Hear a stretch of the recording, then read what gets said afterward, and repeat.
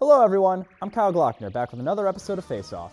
As an oft-forgotten Nintendo franchise, the Pikmin games are some of the best on the GameCube, offering a lot of new and unique gameplay mechanics not seen before or in many games since.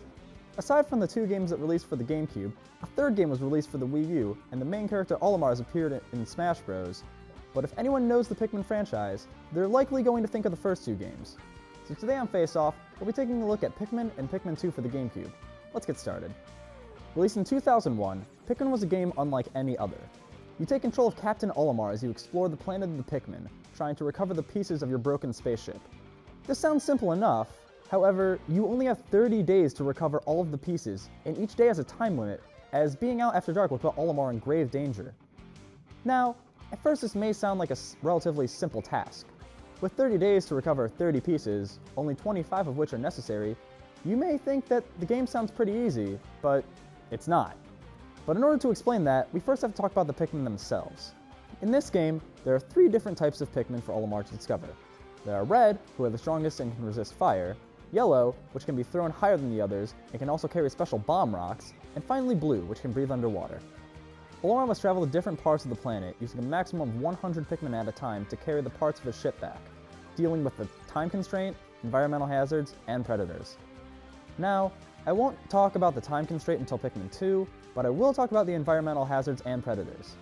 The environment can be a pain in Pikmin, but in a way it's still a good thing. Throughout the levels of Pikmin, you can find fire, water, wind, and many other hazards that can kill your Pikmin. This causes you to carefully select which Pikmin you take with you to get your pieces. For example, if there's a ship piece surrounded by water, you can only use your blue Pikmin to retrieve it. Or, if there's any kind of fire that poses a threat, you have to use red Pikmin to get through the area. These can be really stressful when you're running out of time in a day and you're really close to getting a ship part. Now, something else that can factor into this is the predators of the planet. There are enemies throughout the game that will attack Olimar and his Pikmin if they see them. This causes you to learn how to fight with your Pikmin, launching them onto your enemies as they smack them with their flower heads. Meh, video games. Now, after Pikmin's initial release, fans only had to wait 3 years for a sequel on the same console. Pikmin 2 released in 2004 and serves as a direct sequel to the original Pikmin. The premise of this game is that Olimar's boss wants him to go back to the Pikmin planet in order to find treasure to bring back to his home planet. As Olimar once again prepares to depart for the Pikmin planet, he is joined by Louie, who works for the same company Olimar does. As they land on the planet, Louie and Olimar become separated and must reunite once again. During this, they each discover the Pikmin, ready and willing to help them in their quest. This time, there are 5 types of Pikmin. The original red, yellow, and blue Pikmin return, with yellow gaining a resistance to electricity, and 2 new Pikmin, purple and white, are added. The white Pikmin are faster than the others, resist poison gas, and can poison enemies if swallowed. Purple Pikmin are much slower and have no resistances, but they are immensely stronger than the other Pikmin, able to destroy large obstacles that the other Pikmin can do nothing about.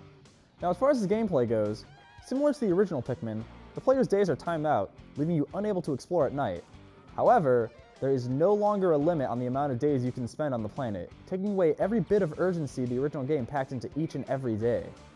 On the contrary, this game contains many more hazards and enemies that utilize the new abilities of the Pikmin, creating many new scenarios not possible in the original Pikmin. Between these two games, it's really tough to pick one over the other, but in the end, I have to go with the original Pikmin. While there are a ton of new features in the second game, the limited days in the original really drives you to collect the ship pieces. Every second of every day will feel so precious, and if you go through a day without collecting a piece, it makes you feel like you wasted so much time.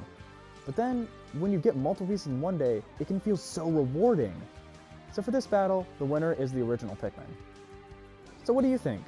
Do you like the quick pacing of the original Pikmin, or the leisurely gameplay of the second game? Be sure to let me know by tweeting me at ZCVGoofingOff using the hashtag FaceOff. Until next time, I'm Kyle Glockner, and I'll see you next time on FaceOff.